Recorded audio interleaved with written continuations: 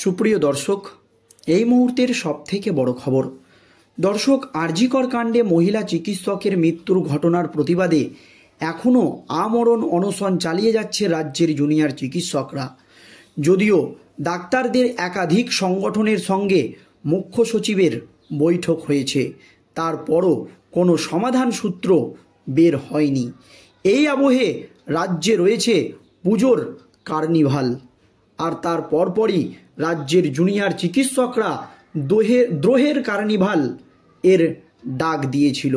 আর এই ডাক দেওয়ার পরই ঘটনার সূত্রপাত। তারপরই রাজ্যের নতুন পুলিশ সুপার মনোজ বার্মা 163 ধারা জারি করে, জানিয়ে রাজ্য রাজনীতিতে নতুন করে শোরগোল পড়ে যায়। তারপরই কলকাতা হাইকোর্টের দ্বারস্থ হয় রাজ্যের জুনিয়র চিকিৎসকরা। আর আজ কলকাতা হাইকোর্টের প্রধান বিচারপতির একেবারে কড়া নির্দেশ এবং কঠোর পর্যবেক্ষণ। কি হয়েছে দর্শক দেখুন। মঙ্গলবার দ্রোহের কার্নিভাল থেকে অসন্তোষ সৃষ্টি হতে পারে বলে আশঙ্কা করেছিল রাজ্য পুলিশ। সেই আশঙ্কা থেকেই রানী রাসমণি রোড এবং আশেপাশের রাস্তায় জমায়েত রুখতে 163 ধারা জারি করেছে কলকাতা পুলিশ।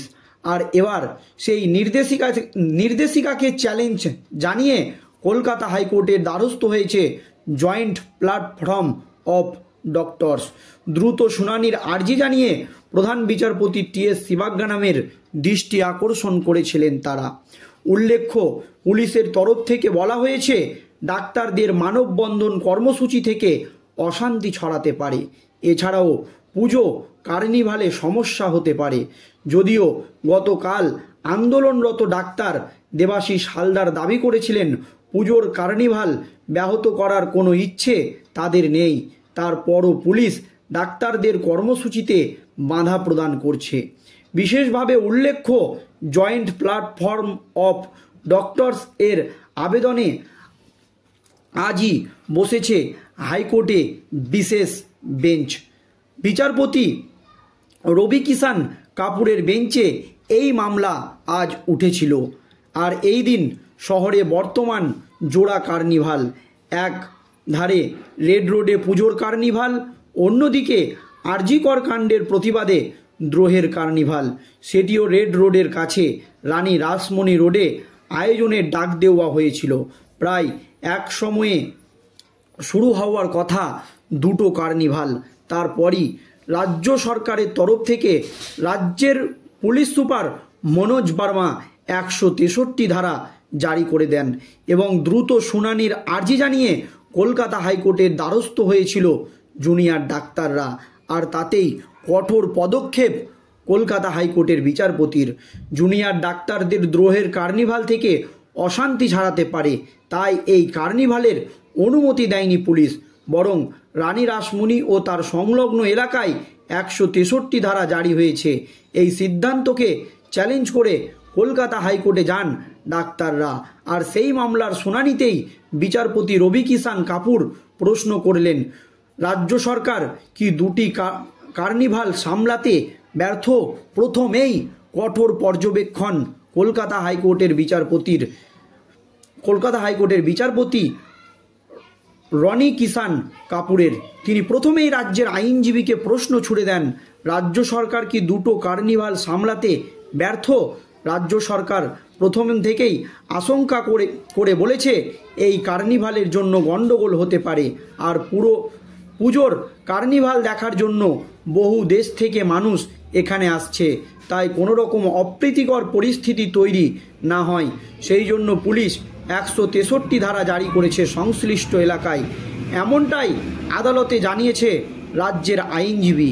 এইদিকে মামলাকারীর পক্ষের আইনজীবী বিকাশ রঞ্জন ভট্টাচার্য জানান, কলকাতা পুলিশ কমিশনার ও রাজ্যের মুখ্য সচিবের কাছে আবেদন জানানো হয়েছিল। এক মাস আগেই রানী রাসমণি রোডে এই কার্নিভাল হওয়ার কথার সঙ্গে রেড রোডের কোনো যোগাযোগ নেই। এর পরিপ্রেক্ষিতে রানী রাসমণি রোডে কর্মসূচির অনুমতি দেওয়ার আর্জি তিনি জানিয়েছেন কলকাতা হাইকোর্টে। রাজ্য সরকার অবশ্যই এই মামলায় ইউনেস্কোর স্বীকৃতি এবং দিল্লির রামলীলা ময়দানের প্রসঙ্গ টেনে আনে। আইনজীবী বলেন, কলকাতার দুর্গাপুজোকে ইউনেস্কো স্বীকৃতি দিয়েছে। বিগত কয়েক বছর ধরেই এই কার্নিভাল করা হচ্ছে, তাই এর মধ্যে অশান্তি ছড়ানোর আশঙ্কা থেকে যায়। এই প্রেক্ষিতে সুপ্রিম কোর্টের একটি নির্দেশের কথা বলে রাজ্যের আইনজীবী। এও বলেন, 2018 সালে শাহিনবাগ মামলায় বিদেশি অতিথি উপস্থিত থাকার জন্য সর্বোচ্চ আদালত বিক্ষোভ কর্মসূচির ওপর লাগাম টেনেছিলেন। এজি আবার এও মনে করিয়ে দেন, সুপ্রিম কোর্টের পক্ষ থেকে জানানো হয়েছিল শান্তিপূর্ণভাবে অবস্থান মিছিল করা যাবে। যেহেতু সুপ্রিম কোর্টে সেই সংক্রান্ত মামলার বিচারাধীন ও আজও মামলার শুনানি চলছে, তাই হাইকোর্ট এই মামলা শুনতে পারে না। তিনি এও উল্লেখ করেন, দ্রোহের কার্নিভালের বিরোধিতা তারা করছেন না, কিন্তু স্পষ্ট বলা হয়েছে রানী রাসমণি পুলিশ স্ট্যাচু থেকে রেড রোডের দূরত্ব কয়েক মিটার। পুলিশ প্রশাসনের পক্ষ থেকে নিরাপত্তা দেওয়া সম্ভব হবে না, তাই জয়েন্ট প্ল্যাটফর্ম ডক্টর ফোরামের এই কর্মসূচি আগামীকাল করা যেতে পারে, সেই অনুরোধ জানানো হয়েছে রাজ্যের তরফে। এর পাল্টা বিকাশ রঞ্জন ভট্টাচার্য জুনিয়র ডাক্তারদের আইনজীবী বলেন, তিনি কথা দিচ্ছেন কোনো অশান্তি সৃষ্টি করবে না জুনিয়র ডাক্তাররা, তাই আজই দুটি কার্নিভালের অনুমতি দেওয়া হোক। দরকার পড়লে রানী রাসমণি রোডের মুখে পুলিশ গার্ড রেল দিয়ে দিক। যদিও এই প্রস্তাবে সহমত নন রাজ্যের এজি, তার স্পষ্ট কথা, একই সঙ্গে ডাক্তারদের এবং পুজোর কার্নিভাল সম্ভব নয়। সরকার ডাক্তারদেরই নিরাপত্তার কথা ভাবছে, ওই কার্নিভালের বিরুদ্ধে রাজ্য নয়। বুধবার লক্ষ্মী পুজো হলেও কার্নিভাল হতে পারে, এমনই কিন্তু জানিয়েছে। আর এর প্রেক্ষিতেই কলকাতা হাইকোর্টের বিচারপতি কৃষাণ কাপুর প্রশ্ন করেন, রাজ্য সরকার কি দুটি কার্নিভাল সামলাতে ব্যর্থ? এই প্রশ্ন কিন্তু তুলে দিয়েছেন কলকাতা হাইকোর্টের বিচারপতি রবি কিষাণ কাপুর। এখন শেষ পর্যন্ত এই আপডেট আমাদের কাছে এসে পৌঁছেছে। এখন শেষ পর্যন্ত কলকাতা হাইকোর্টের বিচারপতি কি নির্দেশ দেন এবং পরবর্তী শুনানিতে কি উঠে আসে, সেই দিকেই আমাদের নজর থাকবে। কিন্তু কলকাতা হাইকোর্টের বিচারপতির এই একটি প্রশ্নেই রাজ্য রাজনীতিতে নতুন করে শোরগোল পড়ে গিয়েছে, বা কলকাতা হাইকোর্টের বিচারপতির এই প্রশ্নে রাজ্যের আইনজীবী কোনো রকম উত্তর দিতে পারেনি যে এই মামলার শুনানিতেই বিচারপতি রবি কিষাণ কাপুর প্রশ্ন করেন, রাজ্য সরকার কি দুটো কার্নিভাল সামলাতে ব্যর্থ? এই প্রশ্ন কিন্তু শেষ পর্যন্ত তুলে দিয়েছেন কলকাতা হাইকোর্টের বিচারপতি। ধন্যবাদ।